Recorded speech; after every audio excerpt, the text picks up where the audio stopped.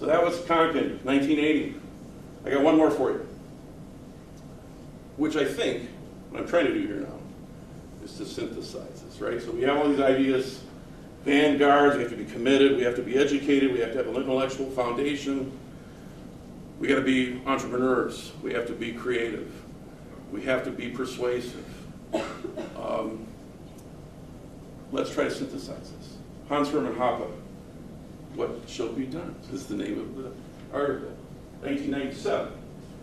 He says, there's no point in trying to take over an existing political organization.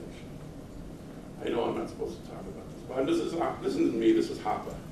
I'm telling you what Hoppe said. He says there's no point. And it's not necessary. It's not even needful. Look at what's happened after the Soviet Union fell in Eastern Europe. Look at how many little new countries, little principalities. Not only that, that's what we see. What we don't see is all the little local communities, villages, towns that have very much less central government power over them, much less. They're doing things on their own. They're taking all sorts of steps for themselves. So we don't need to do this. What we need to do is resist. Passively, actively, I don't care what you want to call it. Try not to get killed. Try to stay alive. Because you folks are the brightest, the best people in the whole world. You realize that. If you want to be a martyr, okay, but just make sure, like the old Christian martyrs, what the old Christian guy said to the old Christian martyrs is that, you know what? You want to be a martyr? You only got one shot at this. You better make it count. You better make sure that God told you this is your time to be a martyr, right? Otherwise, stay alive, because you are, whether other people believe it or not, you're the most valuable people on this planet. The most intelligent, the most creative, the most long-term thinking about the future of humanity. You care about peace. You care about cooperation. You care about prosperity, right? So, but do what you have to do to resist. Don't cooperate. Don't cooperate with criminals. You invite your criminal in the house, say, come on, just rob my house. You want to shoot me? Here, could you just shoot me in the shoulder, something, and don't kill me. If you would, please. Yeah, don't cooperate. Hoppe said. And then, build your numbers in your little communities, and you'll know when it's time that you've got the numbers to take over that town, or that village. And then you take it over.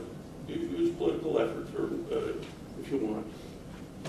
What do you do then? So you get the majority of the city council, or all the city council.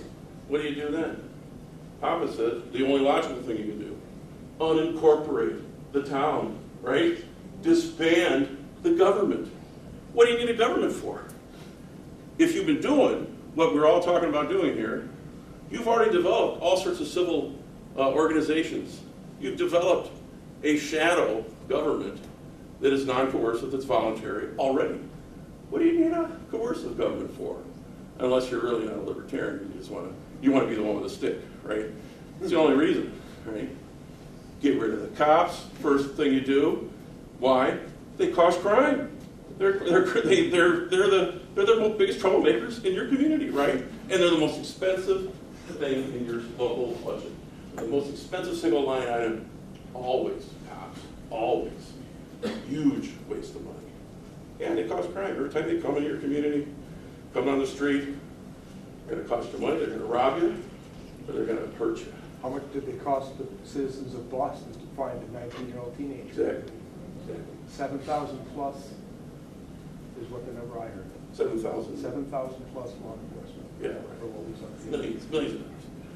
So Hoppe kind of synthesizes it for us, doesn't he? He says, sure, do politics, but do it for the right reason, to get rid of these coercive organizations.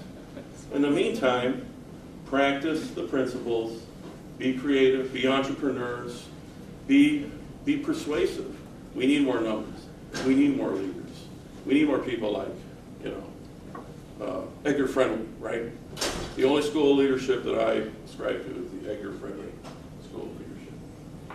So that's what I believe, and that's what I think we should do. And for those of you that know the kind of stuff that I do locally here, that's the kind of things that we do at the Great Anchor and other meetups. Anybody been to our meetups? So you know what we're doing. And I'm sorry to be I actually did trick many of you because you thought that you were going to these meetups to learn about Austrian economics. You're really there to become cadre. Sorry. You know? And it's okay. If you don't want to be cadre, you can still come. Right? But that's what you're there. So I think that's all I had to say. Questions? Any questions?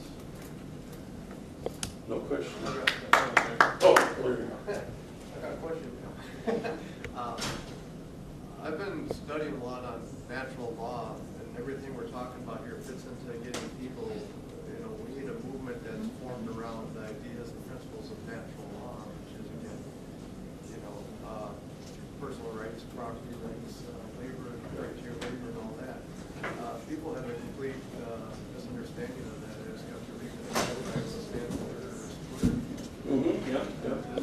He stated his whole sense we just moving away. And that's what versus government, that's the only reason for government. The government, there's no reason for legislation because everything is already defined by natural law. And Scott made a great point that we need to develop, believe me, we need it right now.